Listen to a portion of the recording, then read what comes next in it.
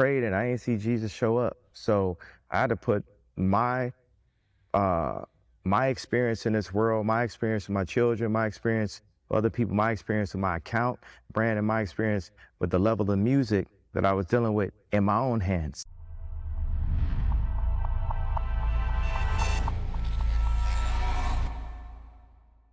What's up, everybody? Welcome back to another video. Hope you're all doing awesome today. In this video, I want to look at that recent interview that has gone viral with Kanye West, where he pretty much has let everyone know where he currently stands with God.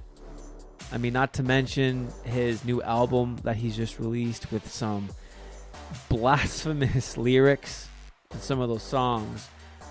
But I want to look at just a small 2-minute clip from the recent interview, because it highlights, number one, where he's at with God, but number two, it is a great picture and example of the parable of the sower in Matthew 13. Right, that's the parable where Jesus says there's a farmer who goes out and he scatters seed, and some goes along the road, some went along or in the rocks, some get thrown in with the thorns, and then others get thrown into actually good soil, and each one produces a different kind of result.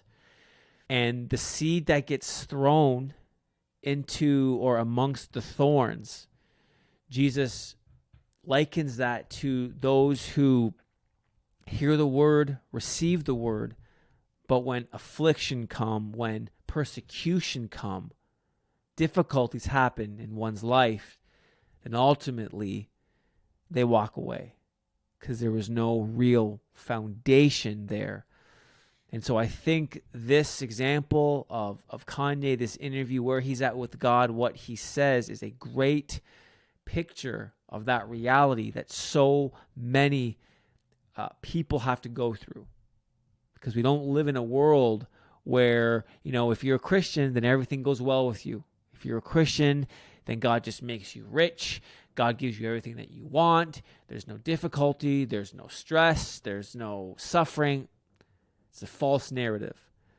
And so this is a good example of when you don't, of when you face difficulty, when you face suffering in your walk with God, you really see, do you really believe or not? And when you see people go through difficulties, you really see, do they really believe in God or not? That level of faith, what's there, really comes to the surface. And so let's take a look at this little clip from the interview with Kanye, and we'll kind of chat as we watch.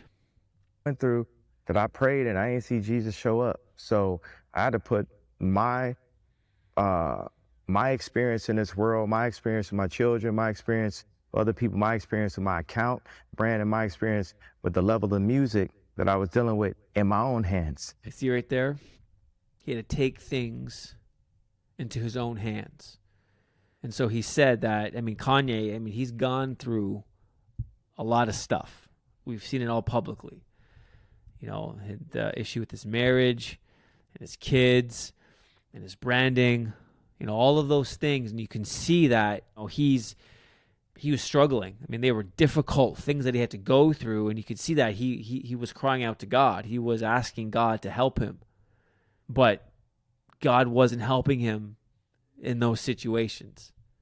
And so he said, so I got to take matters into my own hands. How often do we do that? When we're going through difficulties in our own life and we're asking God, God, where are you? I need help here. I need help here. And God's not giving us the answer that we want, when we want, or how we want. And so we ultimately take matters into our own hands. And he says it, Kanye says it, I had to take matters into my own hands because clearly God wasn't going to do what I needed him to do.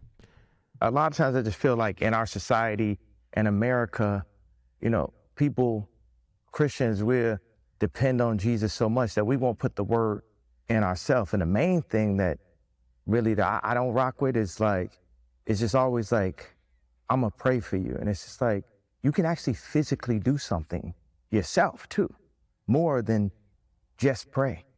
And we're so in this mentality that's all that needs to happen, but we ain't praying our way out of prison. We ain't praying our way out of the abortion clinics. We ain't praying our way to get our land back that was always ours. And so you see here, I mean, he actually makes on one level a good point here. You see, in our walk with God, sometimes, Christians, when they're asking God for something, then they just step back and they say, God, okay, I'm going to pray about this. Now you just do it. And I'm not going to do anything. I'm going to stand back and watch and wait for you to do something. And there are times where God says, I mean, we see in his word when it came to of Israel, when they were going to battle, and God was like, there were certain battles where God was like, okay, I want you to stand back and watch me do my thing. But then there were other times where God said, now you actually have to go fight. I'll be with you. You're going to win, but you got to go fight. And so in our walk with God, we have to be able to discern the seasons of like when God wants us to partner with him, when we have a responsibility ourselves, where we're not just to sit back and do nothing, but where we actually have a part to play. And so he's got that right. On one level, we have to be mindful that sometimes we have responsibility as well. Like some of us may be struggling, financially. And so we're asking God, okay, God, like I need you to provide for me because I can't pay my rent. I can't pay my mortgage. And so sometimes we're like, okay, we're expecting God to be like, give us a blank check. Someone to knock on the door with a blank check saying, how much do you need? And yes, God can do that. But sometimes God's like, okay, here's a job. I'm going to get you a different job. And so, yes, you may be struggling financially, but I'm going to provide you this job so that you can work to then pay for your bills. You see, we have a responsibility sometimes.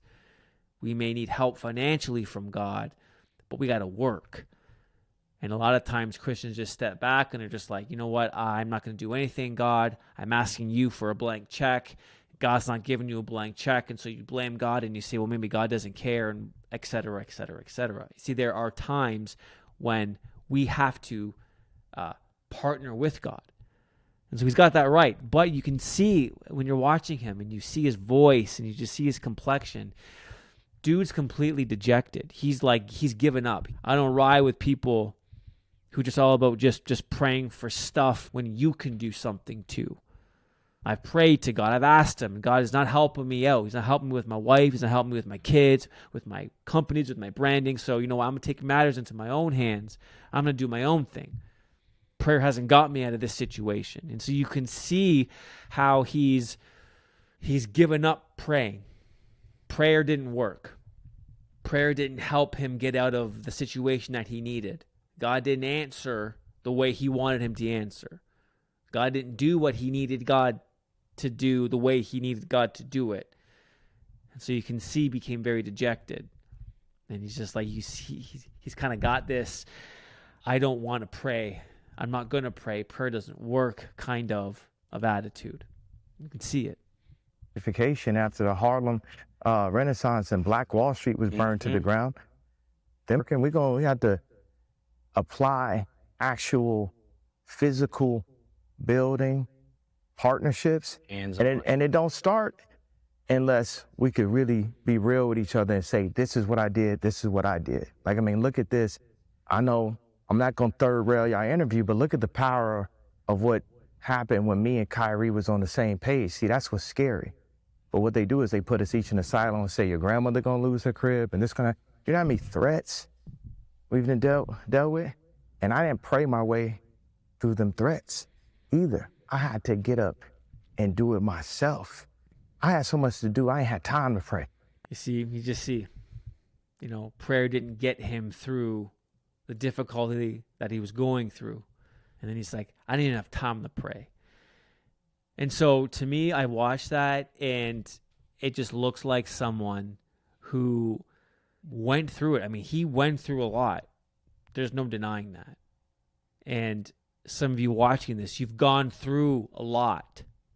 But what is your default? Is your default response to that what Kanye did, where I'm going to just stop praying? I don't even got time to pray anymore. I'm going to take matters into my own hands. I'm going to do my own thing. Was that your default response? Or is your default response just to continuously trust in God, that God's got you, that God's got your back, no matter how it looks, no matter how difficult it may be? Is your default response to trust in him? And we can see here, to me, I look at Kanye and it's just like he's the third example in the parable of the sower. The seed, like there was genuine, I think there was, and I stayed away from the whole Kanye thing for a while because I wanted to see how it was all going to play out. Because, I mean, he was on the top, man. He was like preaching in churches. He started his own service. Granted, it was a bit weird, but, it was just kind of like, is this legit? Is this not legit? And then you see where he is today. And it's like, okay, some seed got in there, but it's mixed amongst the thorns. And when affliction, persecution, difficulty arose, and he's praying, and he's asking God, hey, God, help me. Get me out of the situation. Answer my prayer this way. And God wasn't doing it. He bailed. He's like, I'm not even going to pray anymore. I'm not going to do it. I'm going to take matters into my own hands. I don't have time to pray. To me, it's just a great example, great picture of that person, that third example in the parable of the sower. And so if you're watching this today and you're going through it, you're going through a rough time, I want to encourage you, don't follow that example. Don't come to the point where you're like, prayer is pointless, it's useless. I gotta take matters into my own hands. Now, maybe you're going through something right now and there's something that you can do. Maybe there is a part that you can play, but don't get to the point where you're like, it's all on me now. God's not with me. God doesn't care. Don't get to that level of despair and that level of hopelessness where you're like, I'm not even going to bring it to God anymore. Because I promise you right now, no matter what you're going through, God is with you. He's near. He's close. He knows what's going on. Don't stop praying. Don't stop believing. I don't know what you're going through, but I know that God does. And then I know that God will get you through. I've gone through so much stuff in my own life. In the moments, it sucked and it was hard. And I yelled at God and I questioned God. And I was like, God, why are you not answering this prayer? Why are you not helping me get through this? Why are the circumstances not changing? I've had it out with him. But in the end, he was always faithful and he always got me through. It may not have looked how I wanted it to look. It may not have happened when I wanted it to happen. But he never left me. And so I want to encourage you, stay close to Jesus.